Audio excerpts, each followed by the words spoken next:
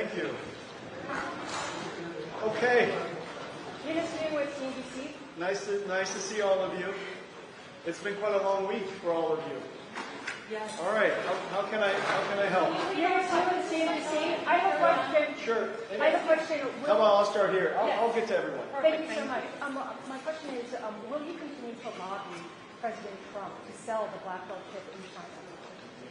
Well, I think it's really good for the United States and for China that Nvidia could bring AI technology to China for many reasons. One reason, of course, is that the China market is large and it's a vibrant market with a lot of developers. And those developers create AI technology that's exported from China all over the world. And so to the extent that American tech stack can run and to operate those AI models, it's good for the United States around the world. So would you want the Blackwell to be sold in China? I hope so. But that's a decision for President Trump to make. And, well, based on the national security community's response, which was quite hostile after President Trump had floated the idea, what do you think the chances are that it actually will be approved for China? Well, that's the concern about exporting technology to China, of course, and that's understandable. However, remember, China makes plenty of AI chips themselves, and the Chinese military surely have plenty of access to chips that are created in China. So whatever national security, take into consideration the fact that China has blocked H20. And so, in a lot of ways, China is saying that, listen, we have plenty of AI technology ourselves, and so the national security concern from that perspective, I think, is really answered by the fact that China doesn't want H20 or any American chips. But then what's your real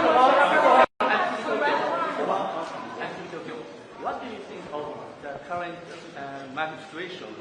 Don't you think an air bubble? There's several ways to look at it. The first thing is the computer industry is going through two platform transitions, not one. One platform transition is going from general purpose computing to accelerated computing. And that is the great invention of our company. We were able to create a new computing model that after Moore's Law has run out of steam, the world can move towards. All of the applications don't even have to be AI. It's like data processing and recommender systems and search, and many of those applications today can now benefit from accelerated computing. On top of accelerated computing, because of the performance, we created a whole new application called AI. And this AI technology is very consequential. It is very impactful for every single industry, and that is new. Probably the best way to think about the moment at this time is the technology has now evolved to be quite useful. When AI first came out, the results were quite curious and was very interesting, but not very useful. In the last couple of years, because of reasoning and agentic AI models, the AI models have now become very useful and producing answers that are very, very useful for people, for consumer users, as well as for companies, to the point where AI is now profitable. When AI is profitable, people want to produce more AI. That's the reason why capital investment is going up. And then let me just make one more observation, and that is, during the bubble time of 2000, most of the internet fiber was dark. But today, Nvidia GPUs are used all over the world, so the consumption is quite high. I think we're really in the beginning. The best way to think about this, our phase right now, is that we're in the beginning of a 10-year build-out of a new computing platform, from the old approach to the new approach. And so I think it's going to be many years of quite exciting growth. Yes. Congratulations for becoming the first ever $5 trillion company, given the exuberance of our artificial intelligence. But as a CEO of the company, does that give you a little bit of pause, or do you think that reflects fundamentals? And how big of a risk is it that you're still shut out of the Chinese market?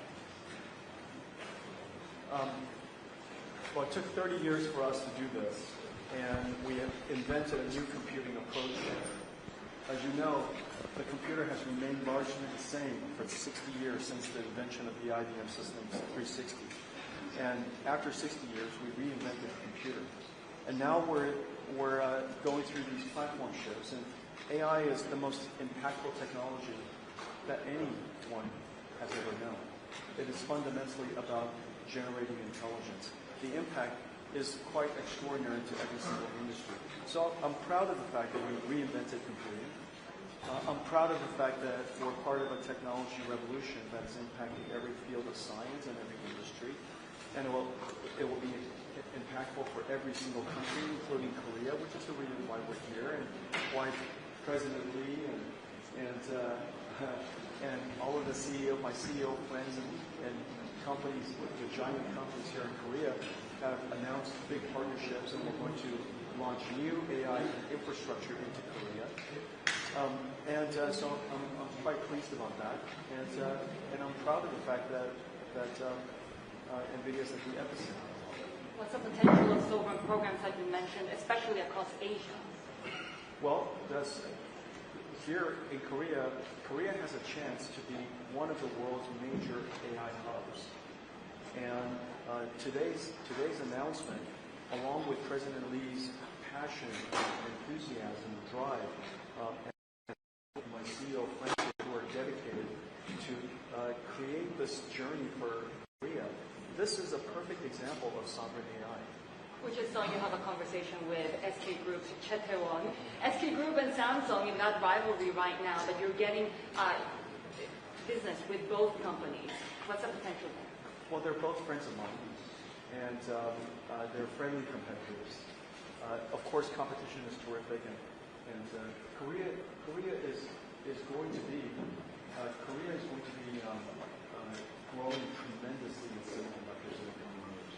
And the reason for that, as you know, Samsung and SK helped me invent the AI supercomputer. Without the HBM memory, there is no AI supercomputer. And so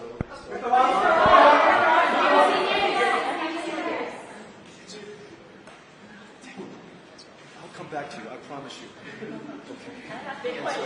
And they helped me invent the AI supercomputer, and over the next decade, memory technology and semiconductor growth here in Korea will be very significant.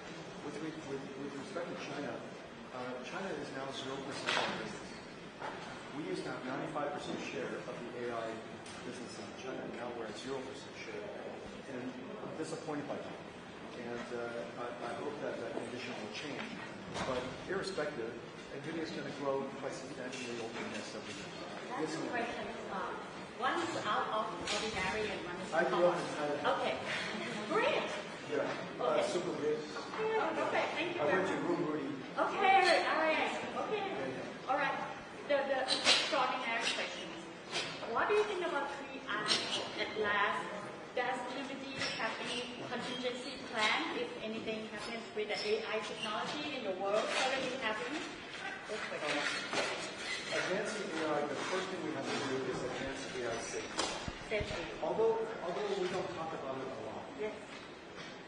the industry is creating an enormous amount of safety AI technology Thank you. and cybersecurity AI technology, guardrail technology, grounding the AI so that the AI could be truth seeking and make sure that the content that is generated is truthful. There's a great deal of AI technology associated with safety and security.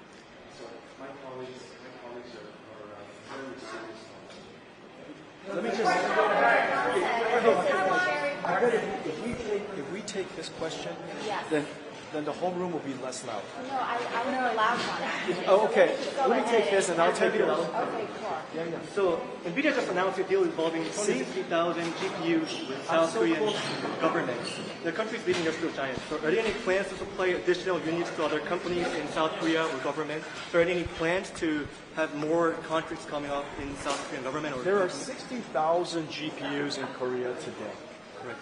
In the next year, we will deploy another 250,000 in just Samsung, SK, Hyundai, Naver, and the Korean government. And so just 5 teams will deploy another 260,000. That's very significant. After that, there's no question in my mind that Korea will build many more AI factories here. Not just for the Korean industry, which is one of the largest economies in the world and one of the largest technology industries in the world, but also because Korea has a chance to be an AI hub of the region. And it has the ability to attract startups that are in other countries to be hosted on Korea AI Cloud. It also has the opportunity to attract companies to invest here. You know, if you want to be an AI company, you need to have AI infrastructure. If Korea has AI infrastructure, you can attract the investments of many startups. So I'm very optimistic about the future of AI in Korea. Will there be more chips? Talk to us about the Foundry cooperation with Samsung Electronics. Are you, in a way, hedging TSMC?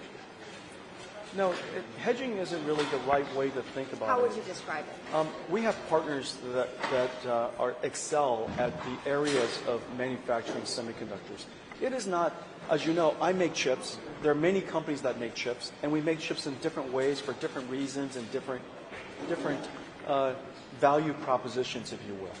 And so it's the same with Samsung, and you know they're deep and excellent in their field of semiconductors. And whenever we have opportunities where our products are perfect fit for the way that they manufacture chips, we find opportunities to work together. Today, Samsung manufactures all of Nvidia's robotics processors. You mentioned that the Chinese government was blocking. Oh, okay. I'll come back. It was my fault. Right. BBC News. Thanks for talking to me. I've got all night, you guys. Will these new announcements? I've been up since 3 o'clock in the morning, so I'm a little tired. So have we. Yeah. Will these new announcements make up for the shortfall with the Chinese market for Nvidia? That's really the best way to think about it is that China is a very large market. It's a very important market. The developer in the industry is really vibrant. It's dynamic. The vast majority of the world's open source AI is developed in China. Q1 is developed in China, Kimi, DeepSeek, so on and so forth. There's so many amazing AI research in China, and they do amazing work, and they do it in an open source way. And so the China market is just simply unique. It's important. It's an important and large market for all of the reasons that I mentioned. And so there is no replacing it.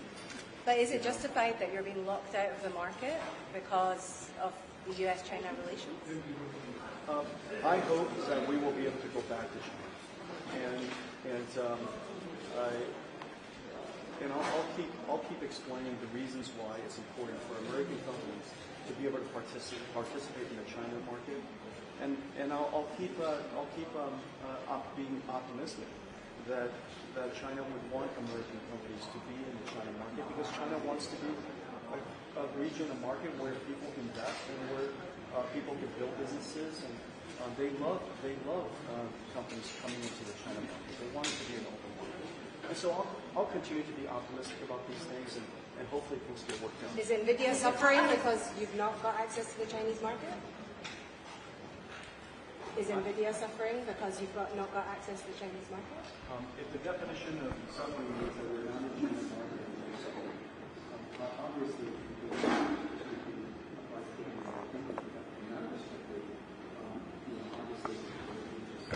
that's not the way to think about it. Whether we suffer or not, the way to think about the China market is it's a singular, vital, important, dynamic market, and nobody can replace it. And it's in the best interest of America to serve that China market. It's the best interest of China to have the American technology company bring technology to the China market. It's in the best interest of both countries. And I hope that policymakers will ultimately come to that conclusion. Will you consider working with Korean companies to manufacture your latest GPUs, and under what circumstances? And are you planning to visit Taiwan for TSMC Sports Day? The sports day? Yeah. When's the sports day? Next week. Really? So you don't know? Really? That's next week? Okay, well, let's see where I'm going to be next week. However, there are a lot of considerations when choosing a foundry for manufacturing our chips. Most of the considerations are related to whether the foundry's technology and the technology we need are perfectly aligned. And it's not good or bad. It's just simply a decision. The chips that we make are very different than mobile devices, very different than PCs, and so it just depends on where the opportunities are, where the foundries decide to focus their process technology. And then second, a lot of it has to do with timing. You know, the process technology is advancing, our chips are advancing. Sometimes the roadmaps just don't line up, and it takes a lot of good fortune, good timing, and good alignment. There's a lot of factors involved. Justin, one more question over here. Yeah. Can I take one from over here? I'll be right back. Yeah. Yes. 2 days ago, U.S. and Korea has made trade deal, but uncertainties remain on semiconductors. Semiconductor tariffs that could affect Nvidia's business. And could you share your hope for use of recent trade deals between two countries? Which two countries? U.S. and South Korea has made trade deals, but there's remaining uncertainty about semiconductor tariffs that could affect Nvidia's business. You know, I'm not in politics or geopolitics, and we lead companies. The most important thing for companies is stability, whatever the conditions are. As you know, long before Nvidia was founded, Earth has gravity, and we made it work for us. And every country has taxes. We make it work for us. And the cost of living is different in every single country, and we make it work for us. I think that whatever the tariffs are, so long as it's stable for some time, we'll make it work. And I am very confident that the Korean companies are going to be quite agile, and we'll find a way to thrive again in the, whatever decisions are made about tariffs, we'll continue to thrive. There was any AI GPU business cooperation with LG Korea, and you met Chairman Lee Jae-yong and Chairman Jensen last night. What did you talk about with them? Can you tell me the impressions? Last night, it was supposed to be Jay, Isan, and Tony and I having fried chicken. And the reason I just really love Korean fried chicken. Who doesn't love Korean fried chicken? Right? There's K-pop and there's KFC, right? And so